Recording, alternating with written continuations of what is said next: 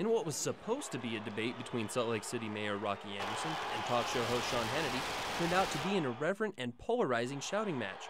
The debate took months to materialize, and it finally happened Friday night at the University of Utah. Sean Hannity will offer something Rocky doesn't from my experience in the debate, and that is looking ahead. What's the solution? What's the best way to approach the problem now? I don't particularly like Rocky Anderson, but I think it's our obligation to impeach a president when he has violated the U.S. Constitution, our divinely inspired U.S. Constitution. While in the minority, there were protesters representing both sides by letting their signs, as well as their cars, speak. I just wanted to see Rocky Anderson get creamed by Sean Hannity. While this woman was preaching to impeach Rocky, Rocky was preaching to impeach President Bush. The betrayal of the most fundamental American values by President Bush, it is not only appropriate, but crucial to our nation and our standing in the world that President Bush be impeached.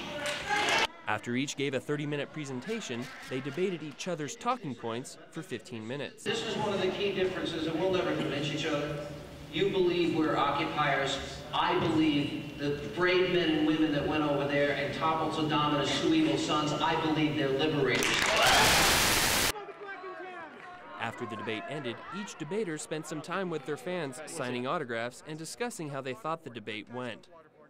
While liberal Salt Lake City Mayor Rocky Anderson and conservative talk show host Sean Hannity debated topics such as the Iraq War, the real story of the night was the raucous crowd.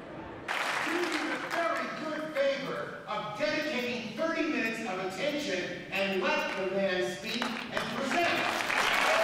What did you think of the crowd? How respectful did you think they were? They were fine. You know, I mean, I like people that are enthusiastic and, you know, expressing their passions. I don't have any problem with that. The crowd was very uncivil at different times. They used up a lot of the time when I think they should have listened. The crowd interrupted each speaker numerous times and were not shy about letting each other know how they felt.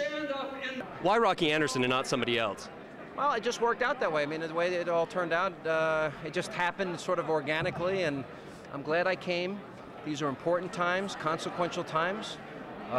Literally, we have troops that are in harm's way. We have people debating about whether or not they're going to get the bullets and armor they need. Sean Hannity comes out and slimes a lot of people and reduces it down to Republicans, Democrats, liberals, and conservatives. I wanted to stick to the facts. I wanted to stick to a discussion about our values. While there was no real winner, both Hannity and Anderson showed that there were really no hard feelings. Adam Forgie, Daily News, Salt Lake City.